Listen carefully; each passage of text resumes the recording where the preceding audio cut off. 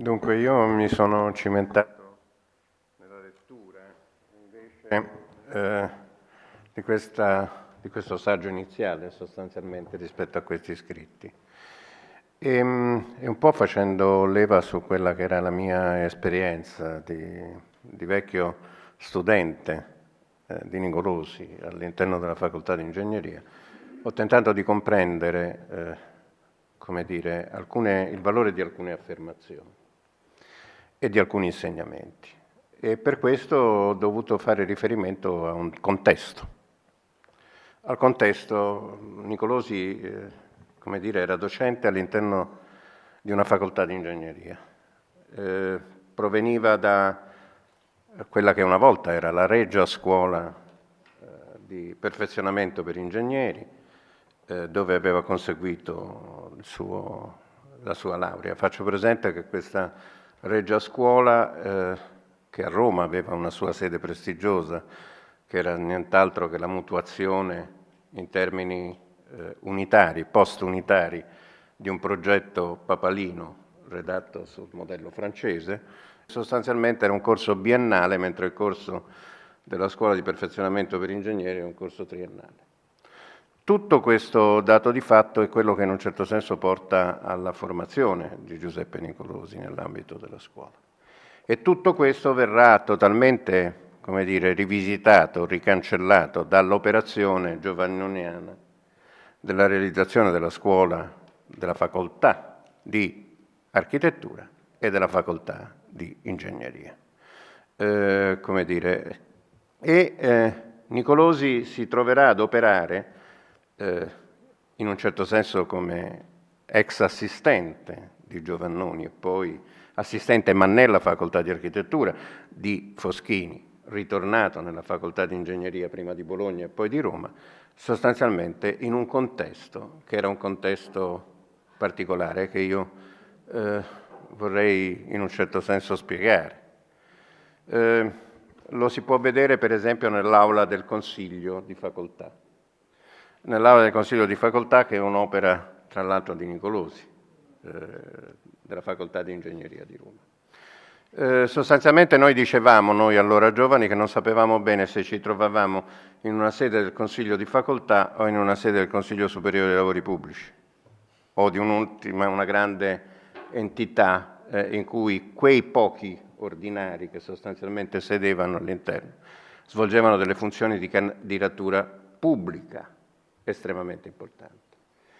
Bene, quello che Luca mette in luce analizzando gli scritti e oggi che ha messo in luce in maniera, come dire, così concisa, così rapida, analizzando le opere, è sostanzialmente un processo estremamente complesso che ha luogo all'interno di un insegnamento, che è un discorso generale, che però riguarda l'insegnamento dell'architettura nell'ambito di una facoltà di ingegneria. Il riferimento è un riferimento, come dire, classico, se vogliamo, al suo grande maestro, al Giovannoni, è sostanzialmente un percorso, una ricerca di un'unitarietà profonda dell'insegnamento.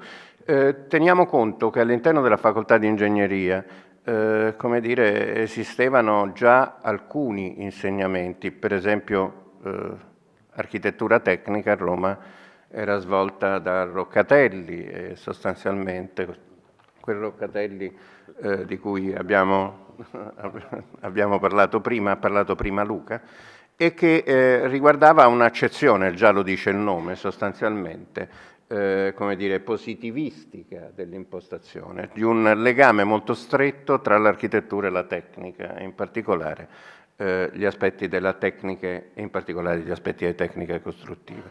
Ma non solo questo.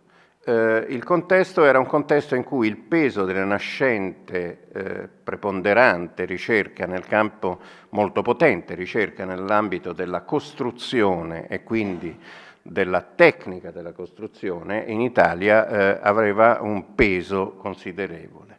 Nicolosi, e lo dice molto chiaramente all'interno di queste sue opere, soprattutto delle opere costruite, non crede profondamente, questo ci ha insegnato, non crede in una operazione di collage, di sovrapposizione, di mischiare le carte, ma sostanzialmente crede in un processo profondamente unitario, integrato, profondamente legato tra aspetti costruttivi e aspetti più propriamente estetico-architettonici. Questo patrimonio è quello che noi in un certo senso ci siamo trovati davanti nell'ambito del suo insegnamento. E questo la dice lunga anche rispetto a un profonda atteggiamento molto strano di Nicolosi per certi aspetti, che io definirei una forma di integralismo, di estremo rigore. Estremo rigore prima di tutto verso se stesso e verso la sua attività di ricerca, e nello stesso tempo di rigore che si rivolgeva a tutti quanti i suoi allievi. Per dirla in un certo senso usando un'affermazione che mi viene dall'infanzia, dalla mia nonna, come dire, si fa ma non si dice. Questo atteggiamento rispetto all'arte, rispetto alla indicibilità del fatto artistico è sicuramente presente in moltissime delle sue architetture. Bene, oggi come oggi un altro termine che Luca ha messo in luce, che oggi in questa giornata così particolare, come dire, in questo fatto estremamente contingente, è l'appropriatezza delle scelte architettoniche. Oggi come oggi, come dire, sono altri gli aspetti che, al di là dell'integrazione con gli aspetti tecnico-costruttivi, che ci pongono degli nuovi scenari. E il problema di natura, oserei dire ambientale, o se vogliamo energetico, o degli aspetti più propriamente legati con un altro elemento di recente nato, che è l'aspetto impiantistico. Bene, sono sicuro, credo, che Nicolosi si sarebbe trovato di fronte a un problema ancora più arduo e che noi ci troviamo oggi a dover contrastare.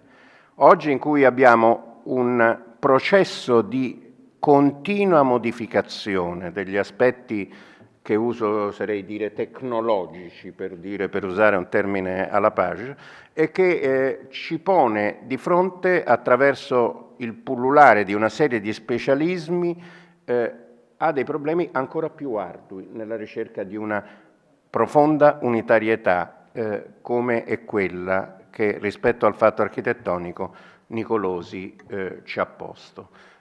Questo penso che sia una sfida che in un certo senso Nicolosi ci ha lasciato. È difficile parlare adesso, in questo momento, di un architetto che ha operato oramai la sua scomparsa e ha cessato sostanzialmente di intervenire, di operare, di realizzare nell'ultima parte degli anni '80, sostanzialmente. 70. Degli anni 70. Bene, è un po' complesso oggi, in questo momento.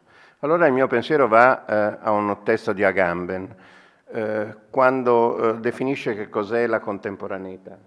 La contemporaneità è questo fenomeno, come dice lui, di iato, di separatezza, attraverso il quale noi ci inseriamo sostanzialmente. Bene, in questo caso la separatezza è temporalmente molto dilatata.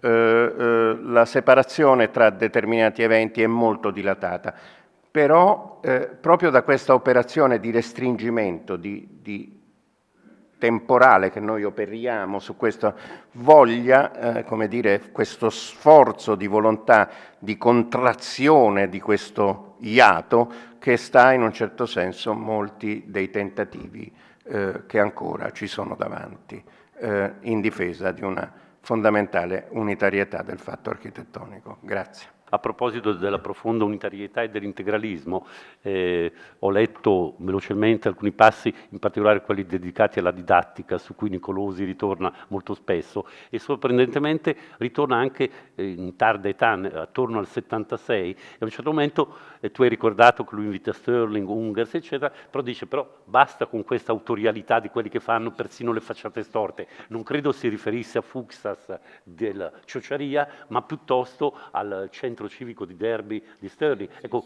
per cui ha anche il coraggio e l'azzardo di dire le cose.